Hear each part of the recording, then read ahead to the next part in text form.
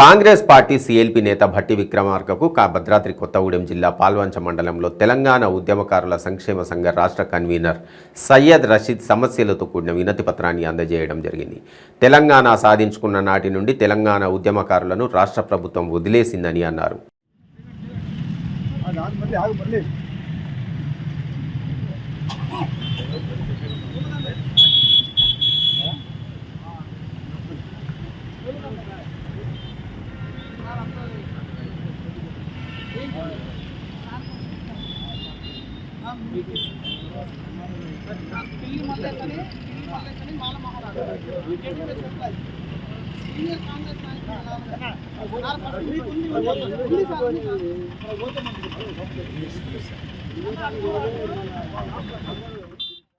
పట్టణంలో భట్టి గారు వరద బాధితులని పరామర్శించి వస్తుండగా పాల్వంచలో ఆపి మా తెలంగాణ ఉద్యమకారుల సమస్యలని పరిష్కరించాలని కాంగ్రెస్ పార్టీ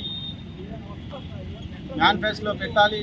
వర్షాకాలం సమావేశంలో మా సమస్యలని ప్రస్తావించి ప్రభుత్వాన్ని తెలియజేసి మా సమస్య పరిష్కరిస్తారని ఆశిస్తూ ఇవాళ భట్టి గారికి మేము మెమోరాండం ఇచ్చినాం. కాంగ్రెస్ పార్టీ సీఎల్పీ నేతగా ఆయన చేస్తారనే ఒక నమ్మకంతో వారికి మేము మెమోరాండం ఇచ్చినాం.